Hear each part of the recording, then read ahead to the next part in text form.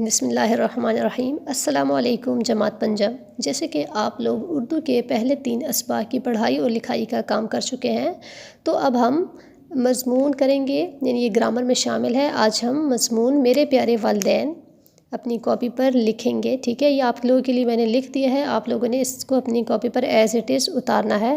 تو چلیے اس کی پڑھائی کرتے ہیں۔ میرے پیارے والدین، والدین اللہ تعالیٰ کی دی گئی تمام نعمتوں میں سے سب سے انمول نعمت ہے، جن کا کوئی بدل نہیں۔ اگر دنیا میں کوئی چیز ہم سے کھو جائے تو ہم اسے دوبارہ حاصل کر سکتے ہیں، لیکن والدین کبھی دوبارہ نہیں ملتے۔ میرے لیے میرے والدین ایک انمول خزانہ ہیں۔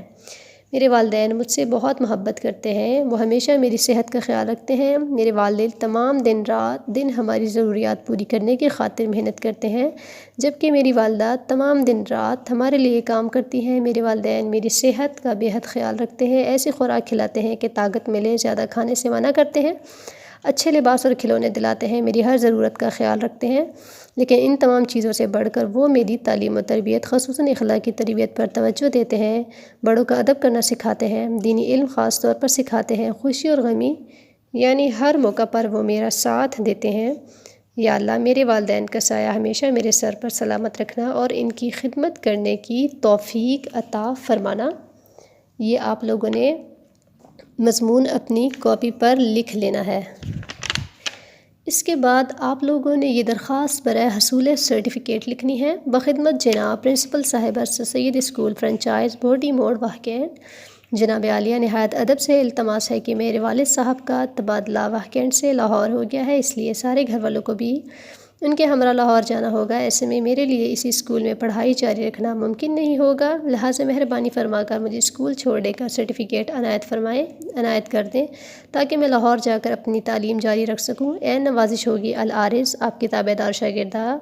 اگر آپ شاگرد ہیں تو آپ شاگرد لکھیں گے، ٹھیک ہے؟ اور الف ب ج جماعت ششم۔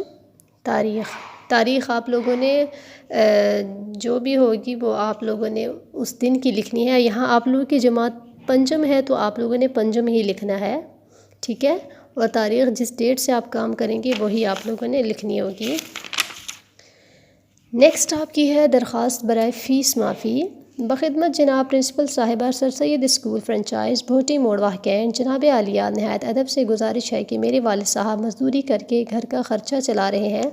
مزدوری کی قلیل آمدن سے وہ میری فیس نہیں ادا کر سکتے۔ میں اپنی جماعت کی بہترین طالبہ ہوں۔ اگر آپ شاگرد ہیں تو آپ طالب علم لکھیں گے اور میں اپنی تعلیم جاری رکھنا چاہتی ہوں۔ اگر آپ بوائے ہیں یا شاگرد ہیں تو آپ چاہتا لکھیں گے، لہٰذا مہربانی فرما کر میری پوری فیس معاف فرما دیں۔ عین نوازش ہوگی العارض، آپ کی تابع دار شاگردہ۔ الف ب ج جماعت آپ پنجم لکھیں گے، یہ جماعت ششم کا لکھا ہوا ہے لیکن آپ پنجم لکھیں گے، اور تاریخ جس ڈیٹ کا آپ جو کام کریں گے وہ آپ لوگوں نے یہاں لکھنی ہوگی۔ اگلی ہے آپ کی کہانی، احسان کا بدلہ احسان۔ کسی دریا کے کنارے ایک درخت تھا جس پر ایک فاختہ رہتی تھی۔ اتفاق سے اس درخت پر شہد کی مکھیاں بھی رہتی تھیں۔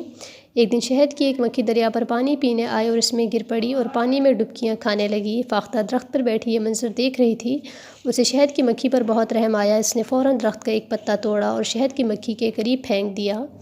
مکھی پتے پر بیٹھ گئی اور یوں اس کی جان بچ گئی۔ کچھ ہی دنوں بعد ایک شکاری آ نکلا، وہ فاختہ کو گولی کا نشانہ بنانا چاہتا تھا۔ دوسری طرف شہد کی مکھی اڑی اور اس نے شکاری کے ہاتھ پر ڈنک مار دیا۔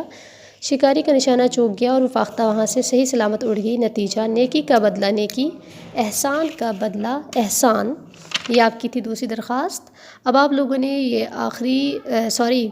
وہ تھی آپ کی سٹوری یعنی کہانی۔ اب مضمون علم کے فائدے بھی آپ لوگوں نے لکھنا ہے۔ علم کے لغوی معنی ہے جاننا۔ علم کے بغیر انسان کوئی کام صحیح طریقے سے انجام نہیں دے سکتا۔ وہ ایک ایسے اندھے کی طرح ہوتا ہے جسے کچھ بھی سجھائی نہ دے یا پھر صحیح دکھائی نہ دے۔ ناخواندہ انسان زندگی کی دوڑ میں پیچھے رہ جاتا ہے، ورنہ وہ نہ تو اپنے کے لیے کارآمد فائدہ مند ہوتا ہے نہ معاشرے کے لیے۔ انسان علم ہی کی بدولت اشرف المخلوقات کہلاتا ہے۔ وہ علم ہی ہے جس کی بنا پر آئے دن اتنی ایجادات ہو رہی ہیں اور ہوتی رہیں گی۔ علم ہی کی بدولت آج انسانی زندگی پرآسائش ہوتی جا رہی ہے۔ جو قومیں آج ترقی یافتہ ہو چکی ہیں اس کا دار و مدار علم پر ہی ہے۔ علم اگر دنیاوی ہو تو دنیا سنور جاتی ہے اور دینی علم آخرت سنوار دیتا ہے، بلکہ بندے کو اپنے رب سے ملا دیتا ہے۔ ہمارے نبی صلی اللہ علیہ وسلم نے بھی علم حاصل کرنے کی بہت تاکید فرمائی ہے۔ آپ صلی اللہ علیہ وسلم نے فرمایا، علم حاصل کرنا ہر مسلمان مرد اور عورت پر فرض ہے۔ گود سے لے کر گور تک علم حاصل کرو۔